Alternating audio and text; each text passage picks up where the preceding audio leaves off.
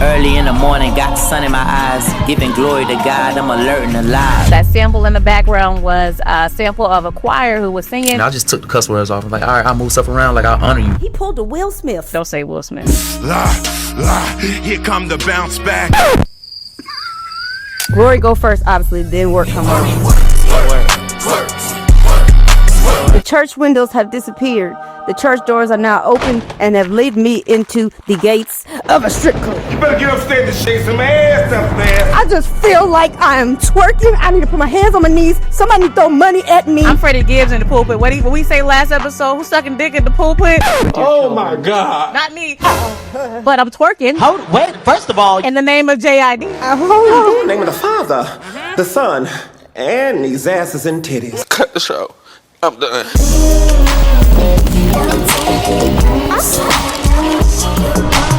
Back with another episode of Music for Breakfast. This is the most important media lover here. I am your host, Octavia March, alongside my music friends. What's up? It's Kia, aka KC. What's going on, gang? It's your girl, Relle Roulette. You already know you need to stop what you're doing right about now. Hit that like, hit that subscribe. Let's get it. Don't play with us.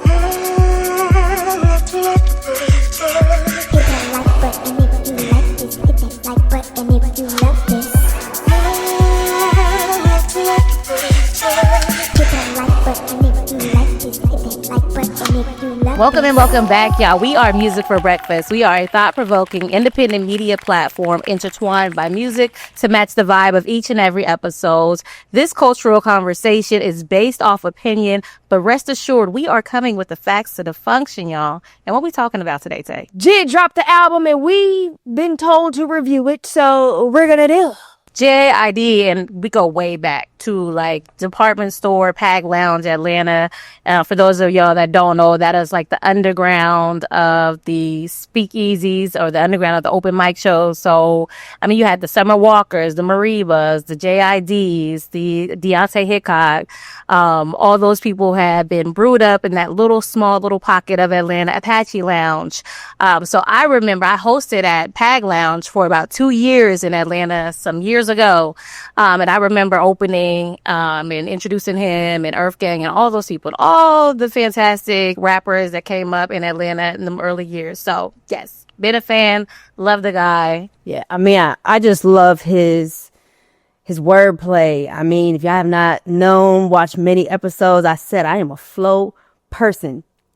And when you can rippity rap your behind into a rhyme scheme that leaves me looking like the wig blown back emoji in real life.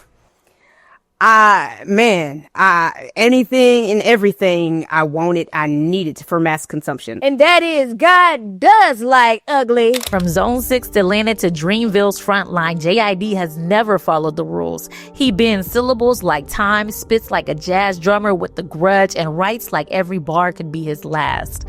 Born Destined Choice route in 1990, JID got his rap name from his grandmother, short for Jittery. My grandma used to call me Jittery when I was a baby. So we from the South, so it sounded like JID. Before the booth, he was chasing football dreams at Hampton University until his injuries turned the field into a memory and music into a destiny. Influenced by Outkast, Lil Wayne, and Mos Def, he dropped The Never Story in 2017, a debut that made the underground lean. But it was his DiCaprio 2 and his breakout Dreamville role on Revenge of the Dreamers 3 that showed the world JID isn't just rapping, he was out rapping. Now, after the critically acclaimed Forever Story in 2022, JID returns with something different, rawer, holier, uglier. God Does Like Ugly is the sound of scars turned scripture. It's spiritual without preaching and personal without pity. The type of album that sounds like Sunday morning in a war zone. This is Music for Breakfast, and you're tuned into the evolution of JID. Let's get into the project. Let me know, what was your favorite songs? Woo, Glory! Early in the morning, got sun in my eyes, giving glory to God, I'm alert and alive. And I'm not saying Glory because it's my number one favorite, but it's very close. See, man, like I told y'all, it's very hard to pick a favorite. So we just gonna go in no particular order. Kia said Glory. JID, how do you have WRK work?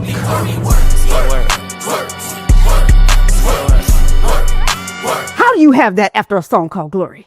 How do you do that to me? I was so conflicted. You are wrong. Grandma, he put glory and work. Twerking. I was twerking after a song about glory. Come on, JID. Okay, so let me tell you this though. So a little fun fact about Glory is JID's mom actually got that sample cleared. Now that was coming from a choir. That sample in the background was a sample of a choir who was singing. He called his mom. He said, "Moms, I need this sample to be cleared." I got my mom on the phone. I was like, Mom, talk to this lady, let her know. They had bro, it was like they was best friends. Wow. As soon as they got on the phone, it was me, a couple guys from the label management, my mom, and this lady and her assistant. And those are some of the meeting them people was a blessing for this project. For me to have this song on a project after what they spoke into my life, and them clearing, I just took the cuss words off. I'm like, all right, I'll move stuff around. Like, I'll honor you. Yeah. Cleared it. They cleared it. Now, the cool thing about it is that there is 0 cuss words on there. I had to run it back because I saw something that said it was no cuss words. You couldn't have told me that. Oh, the Will Smith. You couldn't have told me. Don't say Will Smith. And even though I'm an action star, sometimes I'ma act bizarre. No, we're not going to bring Will Smith up in this great body of work right here. Here come the bounce back. There's no cuss words on this record at all. You couldn't tell. I didn't even know it needed. I went back to check. There are 0 cuss words. Now, that's why he put work at the next song. Every time work comes on, like Glory go first, obviously, then work come on. It's like the church windows have disappeared. The church doors are now open and have led me into the gates of a strip club. You better get upstairs and shake some ass upstairs. Cause I just feel like I am twerking. I need to put my hands on my knees. Somebody need to throw money at me. It need to be sweating hot and money just thrown. I'm Freddie Gibbs in the pulpit. What we say last episode? Who's sucking dick in the pulpit? Ooh, had been saying that. Not me. But I'm twerking. Wait, first of all, In the name of JID. In the name of the Father, the Son, and these asses and titties. Cut the show. I'm done. So he opens up the album with the Westside Gunn record, You Up Me. looking to the light from a dark place. Had plans, told God he laughed in my face. I will say this, I was slightly disappointed because I am a Griselda fan that you only had Westside Gunn talking on that record. I was expecting something else. That's it. Because JID and Westside Gunn was gonna be one of my favorites. They have a record that just came on in for Pray For Me on Westside Gunn's album. That's a banger. It's out of this world. So when I saw Westside Gunn #1 on this album from JID, I was like, oh, another one? Great. But no, Westside Gunn is just talking shit on it. And that's all right. That's cool.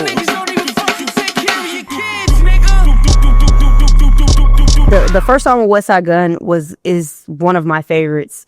But like you, I was waiting for Westside Gunn to just say, anytime you gonna jump on in there. What you mean next song? Well, hold on. So you just was talking? Okay. Being that this is my first time listening entirely through a JID project, I really enjoyed his flow. He's phenomenal at that. And his mix, whoever his engineer is, whoever's mixing his records, I really like the compression that they put on his voice because it really enhances the flow a lot better. And throughout the project, I was noticing that, like, dang, man, this mix is nice. Mm-hmm. Can we get into Community, though? Because, like, I'm ready to talk about Community. I don't give a fuck about no industry beef. Ain't nobody give a fuck when Tay was dead in the street. It was just right on time, like with the Kendrick rollout, and it just was spot on with, you know, clips coming out with this body of work where they're talking and exposing a lot of. So this song is about gentrification for those that haven't heard it. And that kind of spirals out a lot with the gentrification that's in the music industry, which also connects a lot to what Kendrick may have, his sound right now, honestly, or sound period. The way he came into the beat was just, I just felt it. I just felt the spirit of K-Dot. Yeah. Like he was the one missing from the track. It has been said that Malice has the rap verse of the year on this song. My ghetto's not your culture. Niggas really die here. So hard to say goodbye. Is the only lullaby here. He definitely showed up. Push gives you the hustler mentality. And Malice, I feel like on this joint especially, he's giving you the refined hustler that, you know, had to get out the game. But now, you know, he done came back in to drop some gems on y'all. And then, you know, I can't stay too long. I got moves to make. So, you know, I respect that. The verse was fire. Even with JID, I feel like his perspective was like somebody in the neighborhood, the kid in the neighborhood that's being affected by said gentrification, said infiltration of the neighborhood, of the block. Like, I'll put a bullet in Bob the fucking Builder. I'll put a bullet in Bob the fucking Builder before they try and kick us out the building. What about the children you just shot Bob the Builder? Lord have mercy. What Bob the Builder got to do? What Bob the Builder do? What about the Builder? He took us straight. He was just trying to build a playground. We don't need no playgrounds. We don't need no robo-cops on bikes with mace. This ain't no picnic, bitch. Whatever Pusha T said. The thing we don't need no more too is VC auras, and that was the next you track. want a piece of that American pie? Probably humble you. Want that nice crib in the hills? Real comfortable. Child, this song reminded me of the end of Mad City. Yeah. You know how Kendrick is spitting. I was just waiting on the beat to drop. Yes. And shout out to Vince Staples. He's the feature on that record right there. And I love how they went back and forth. I really like just the arrangement is just amazing. Yes, VC auras. Now skate. Niggas from the east side on a Friday night. Met a bunch of hoes at the Golden Glide. Smoking and rolling. That was definitely one for the town. ATL playing that right now on the radio. I bet you. Somebody fell out at Cascade right now, skating to that song. The hook alone, I ain't never been. I was living in Atlanta for 17 years. I'm obviously not born and raised because I ain't never been in none of those places here. You ain't never been to skate town.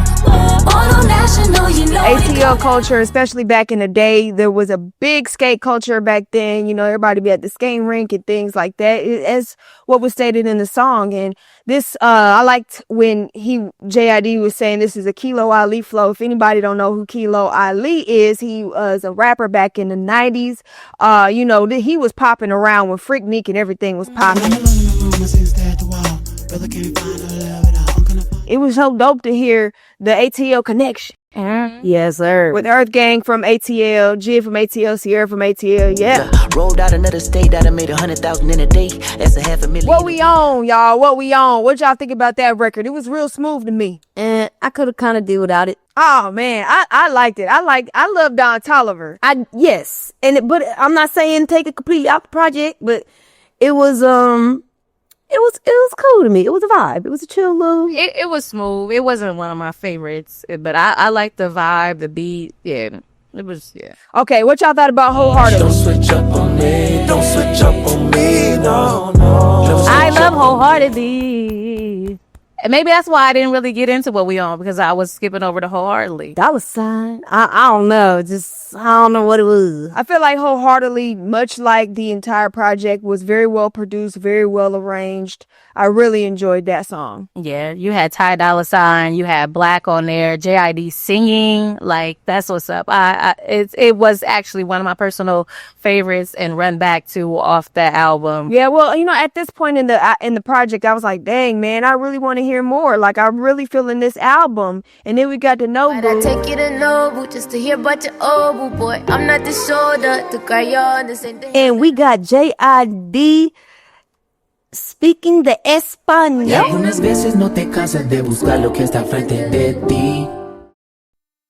I was not expecting the Spanish. I wasn't ready. I had to look up what he was saying because I was like, what you saying to me? But he was just repeating the hook back again in Spanish. So that's cool. He said that actual record on that album was one of the hardest records on the album to do because he had to keep going back, trying to get the dialect right. We come back to the studio at least 10 to 15 times to get the dialect. The Spanish they say she Colombian, so it was a different experience. Like she's calling her abuela and shit. Like, oh, do we say this right? How do we say this? And I'm like, drop the song. Like, let's put the song out. But the way it was so tedious and the way it came out, I was like, yo, I appreciate you. No, that's how it is when these artists go back and try to, add another language to their album. If they want to do it authentically, they will take their time in learning and, like you said, calling whoever they need to make sure they got the dialect right. So I'm glad he did that. Mm-hmm. Yes, because child, don't get on the record talking about your kiddo Taco Bell and Los Pantalones. Tango El Gato Los Pantalones. Yeah. McAfee. What y'all think about the song? Two in the back, one in the front. Man, look, I was ready just to ride around the city. Who we sliding on? Who we sliding on? I don't care. I ain't even got so much as a firecracker on me, but who is we sliding on? We got a problem here? We got a problem, nigga? The beat was okay to me, but I really zoned out when it came to his flow. It was really hypnotizing. Not one of my personal favorites, not one of my vibe outs, but definitely needed on this album. I think it had a space. We gotta find a place. Shit, maybe it's near the stars. Of Blue, then. What you think about Of Blue? Now, Marimba, she can never do no wrong to me. You know, Marimba came up in those Apache Paglound department store days too. So shout out to her. Her voice is beautiful. She made a lot of appearances on Insecure as well. But Of Blue, yeah, her voice is golden. She was also on one of my husband's records as well. Enough. No disrespect, so don't take it as. But I'm tired of you and your basic ass. Go ahead and find him on all streaming platforms. The song is called Enough. On the Project Neat, so go ahead and check that out. All I wanted was some money since the snotty nose. All the niggas that I know with dough left. So the beat change, the beat switch. In the beginning, I thought it was like kind of like another, slow, low tempo type of joint. But then when it was kind of fading out. Beautiful singing, by the way. But when she started to fade out, and then he just came in with the beat switch. You talking about 355? Yes. When the switch? Yes. That's when I came back in the fold, because at first I was just like, okay. Right. I came back at 355. Yes. And it was like, okay, this is cool. And then it was like, when he started rapping, the beat switched, and I was, whoa. I restarted it because I needed to, okay, what am I hearing here? And that was one of my favorites. That was a definite, I'm going to listen to that over and over again because it was that fire. K-word. Karma. Karma on the corner with the K. She spray. I liked it. Karma. I wasn't really a fan of that one. I ain't gonna lie. I like Karma. Did I miss Pastor Troy though? Was he just talking on the record? No, he was on there. Karma's got you good. Karma's got you beat. It had me extra hyped because it's like, Pastor Troy, where did you get Pastor Troy? Where did we find Pastor Troy? So yeah, it was fire. And he referenced Pastor Troy in Of Blue. He was referencing him in Of Blue too. The song before the K-word song. So yeah, knew better. Work order, 3 orders, back on the fence. New order, Old Testaments, I don't like estimates. I love Knew Better. It was a skip for me. It was a skip for me too. I love JID and Lil Yachty together. You crazy. And Lil Yachty. Skip. Hard skip. I just like Lil Yachty and JID together. They have a group, or it's not necessarily a group. I would consider it a group. They got a few records together where they call themselves the Black Boys. Saying it's Lil Bo and JID as far as y'all can see. Yeah. So one is the Black Boys present Half Doing Dope and Van Gogh. And they were supposed to come out with a project, but JID didn't end up coming out with a project with Lil Yachty. He came out with a compilation project with Metro Boomin, which was fire as well. But after hearing those two with Lil Yachty, I'm like, where are the Black Boys? I'm sorry. I like the Black Boys together. I like they flow together. I like that energy, that East Atlanta meets, well, Lil Yachty is from Cobb County, Mableton. So East Atlanta meets Mableton. Okay. I like the Black Boys, okay? All right, you know what the Black Boys are right now? They're running as far the freak away from little Yachty's ass because he don't know. Look, all y'all new rappers coming up, anything George Floyd related, Emmett Till related, look, Malcolm X, anybody, don't talk about them. They're not bars. They're not punchlines for your bars. They're not headlines. They're not, oh, it's kind of funny. No, you sound like a buffoon.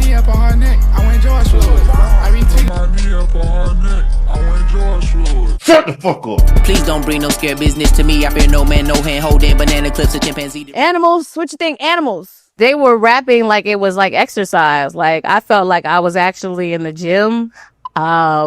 just too head to head. I would have never thought to compare JID to a Eminem, but I will say I could hear the influence. I could hear the chemistry together is great. Like a drum machine, get something to me. You don't want to go and bump into me. I jump in the beat so comfortably. They were really rapping on that record right there to end it out. I thought that was a real good portrayal of their skills, honestly, together. At one point, Eminem was rapping so fast, I thought he said the N-word. I said, hold on. I'm another breed, I'm a different animal. Y'all make me, y'all niggas brand new.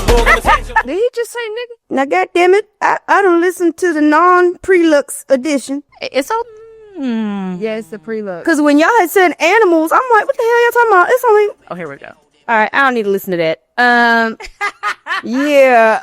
So animals is fire. He sounded like an animal on there. I don't need to hear Marshall's part to understand what in the supersonic he's about to do to this song. Cause he about to like supersonic. Yeah, that was it. That's it. Let's get to the bars, y'all. It's the bar breakdown. Break it down for these streets. Do it. On Music for Breakfast. Yes, from You Ugly, I liked Live from the Depths of Hell with Angel Wings that have not yet the flail. And fans argue about record sales like they record execs themselves. Live from the depths of hell with angel wings that have yet to flail. And fans argue about record sales like they record execs themselves. Yeah, because you got people like Snackademics that like to count people pockets and sales like they got a damn record label over this. So I'm just trying to find out, like, what marketing exec meetings are you going to with which you were privy to such information? Like, whenever anybody argues about album sales, it's just like, dog, so, like, what meeting were you in? Like, what? They say you thugged out. Gangsta. Cause we thugged out. Gangsta. You know what I'm saying? Like I want to know more than that. You know what I'm saying? Everybody bugged out. Armed and dangerous. Drank and drugged out. Anxious, ain't ya? I forgot to mention, that is one of my favorite also. That is one of my likes on this album. If you were in the Massachusetts area and you just happen to see a young lady in her car just neck snapping, it's me. So when I heard it, like, that was the most standout and catchy song to me. I'll be honest. Period. Like, I think I know maybe 55% of the words to that song just because it's so catchy. It's so like, This is like my favorite bars, and he's really not saying nothing, so y'all forgive me. It's just it's the visual. Run with me. So he says, it's hella dark. You can't see shit behind the 10% tint. I should get 5% tint. I be in all kinds of mischief. Probably when I'm riding through the city. Cops think I'm riding around and getting it like I'm titty. Trying to get money cause the economy is shitty. And that's when he take off and he steps on the gas and he peel off on your ass. You preach it, but you see what I'm saying? Like, okay, yes, Work is a single off of this, but there's so many good ones that it was at the top too. And this one's there too. Yes, I will go back and listen to this album more than 3 times. Not gonna hold y'all. It's probably gonna be the 4th time when we done. Cause now I done seen that there's the deluxe pack that you I did not put it in rotation. You know what I'm saying? Yeah, I just gotta put it in rotation. That's all. But yeah, definitely gonna play it again. The Prelux is what he did. He did the Prelux. The Prelux, excuse me. Make sure you listen to the Prelux, because you might miss out on that jumble rap on the end with animals and Eminem. I'm another breed, I'm a different animal. Y'all make me, y'all niggas brand new. Give them what they ask for. Music for